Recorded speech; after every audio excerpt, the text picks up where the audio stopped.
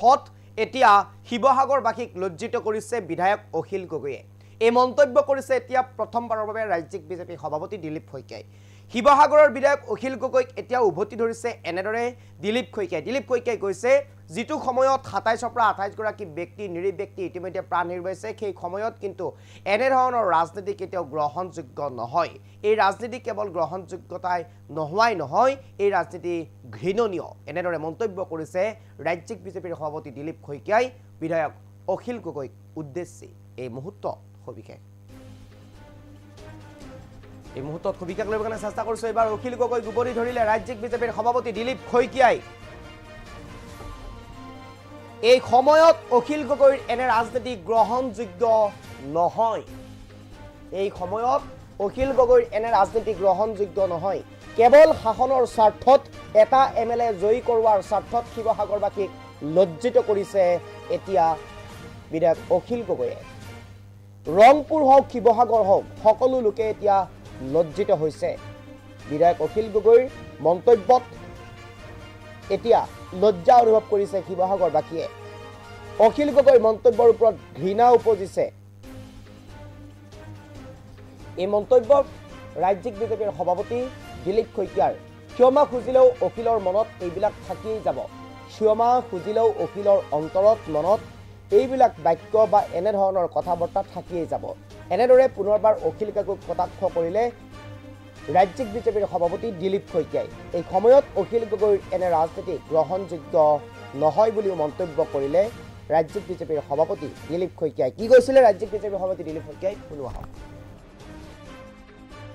এই যিটো সময়ত সমগ্ৰ দেশবাসীয়ে ২৬-২৭ জনকৈ নিৰীহ লোকৰ মৃত্যুত শোকত স্তব্ধ হৈ আছে, সেইটো সময়ত অখিল গগৈ ডাঙৰীয়াৰ এই ৰাজনীতি ন্যস্ত স্বাৰ্থ জড়িতই নহয়, কেৱল এই ৰাজনীতি দেশখনৰ বাবে বা আমাৰ গোটেই অসমখনৰ বাবেও অত্যন্ত এটা মানে কি বুলি কওঁ আৰু সংবেদনশীল এক মন্তব্য তেখেতৰ।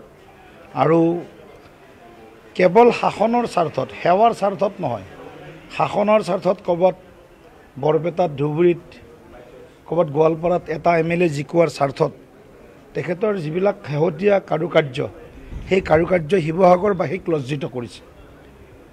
স্বৰ্গদেউসকলৰ যিখন ৰাজধানী, এই ৰংপুৰ কওক, শিৱসাগৰ কওক, যি শিৱসাগৰে অসমক শক্তিশালীভাৱে প্ৰতিনিধিত্ব কৰে, সেই শিৱসাগৰৰ বিধায়ক হৈ সমগ্ৰ অসমীয়া জাতিসত্তাক তেওঁ অপমানিত কৰিছে।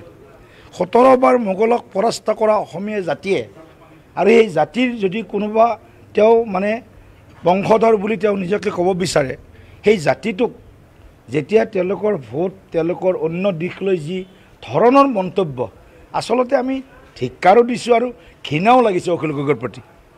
এনেকৈও মানুহ ইমানো তুষ্টিকৰণৰ বাবে ইমানো তললৈ যাব পাৰেনে বাৰু? এতিয়া অখিল গগৈ ডাঙৰীয়া ক্ষমা খোজাটো ভাল হৈছে বাৰু, কিন্তু ক্ষমা খুজিলে অখিল গগৈ ডাঙৰীয়াৰ ভিতৰৰ যিটো মল, সেই মলটো চাফা হৈ নাযায়। ভিতৰৰ মলটো অখিল গগৈ ডাঙৰীয়াৰ আছে।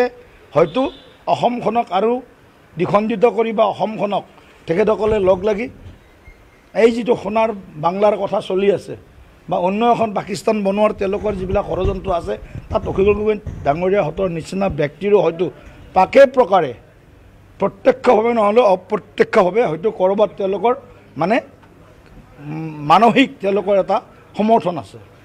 মোৰ কথাটো হ'ল যে যিটো সময়ত সমগ্ৰ দেশবাসীয়ে ২৬-২৭ জনকৈ নিৰীহ লোকৰ মৃত্যুত শোকত স্তব্ধ হৈ আছে, সেইটো সময়ত অখিল গগৈ ডাঙৰীয়াৰ এই ৰাজনীতি ন্যস্ত স্বাৰ্থ জড়িতই নহয়, কেৱল এই ৰাজনীতি দেশখনৰ বাবে বা আমাৰ গোটেই অসমখনৰ বাবেও অত্যন্ত এটা মানে কি বুলি কওঁ আৰু সংবেদনশীল এক মন্তব্য তেখেতৰ। আৰু কেৱল শাসনৰ স্বাৰ্থত, সেৱাৰ স্বাৰ্থত নহয়, শাসনৰ স্বাৰ্থত ক'ৰবাত বৰপেটাত, ধুবুৰীত, ক'ৰবাত গোৱালপাৰাত এটা MLA জিকোৱাৰ স্বাৰ্থত তেখেতৰ যিবিলাক শেহতীয়া কাৰুকাৰ্য, সেই কাৰুকাৰ্যই শিৱসাগৰবাসীক লজ্জিত কৰিছে। স্বৰ্গদেউসকলৰ যিখন ৰাজধানী এই ৰংপুৰ কওক শিৱসাগৰ কওক যি শিৱসাগৰে অসমক শক্তিশালীভাৱে প্ৰতিনিধিত্ব কৰে সেই শিৱসাগৰৰ বিধায়ক হৈ সমগ্ৰ অসমীয়া জাতিসত্তাক তেওঁ অপমানিত কৰিছে 17 বাৰ মোগলক পৰাস্ত কৰা অসমীয়া জাতিয়ে আৰু এই জাতিৰ যদি কোনোবা তেওঁ মানে বংশধৰ বুলি তেওঁ নিজকে ক'ব বিচাৰে সেই জাতিটোক যেতিয়া তেওঁলোকৰ ভোট তেওঁলোকৰ অন্য দিশ লৈ যি ধৰণৰ মন্তব্য আচলতে আমি ধিক্কাৰো দিছোঁ আৰু ঘৃণাও লাগিছে অখিল গগৈৰ প্ৰতি এনেকৈ মানুহ ইমানো তুষ্টিকৰণৰ বাবে ইমানো তললৈ যাব পাৰেনে বাৰু এতিয়া অখিল গগৈ ডাঙৰীয়া ক্ষমা খোজাটো ভাল হৈছে বাৰু কিন্তু ক্ষমা খুজিলে অখিল গগৈ ডাঙৰীয়াৰ ভিতৰৰ যিটো মল এই মলটো চাফা হৈ নাযায় ভিতৰৰ মলটো অখিল গগৈ ডাঙৰীয়াৰ আছে হয়তো অসমখনক আৰু দ্বিখণ্ডিত কৰি বা অসমখনক তেখেতসকলে লগ লাগি এই যিটো সোণাৰ বাংলাৰ কথা চলি আছে বা অন্য এখন পাকিস্তান বনোৱাৰ তেওঁলোকৰ যিবিলাক ষড়যন্ত্ৰ আছে তাত অখিল গগৈ ডাঙৰীয়াহঁতৰ নিচিনা ব্যক্তিৰো হয়তো পাকে প্ৰকাৰে প্ৰত্যক্ষভাৱে নহ'লেও অপ্ৰত্যক্ষভাৱে হয়তো ক'ৰবাত তেওঁলোকৰ মানে মানসিক তেওঁলোকৰ এটা সমৰ্থন আছে মোৰ কথাটো হ'ল যে যিটো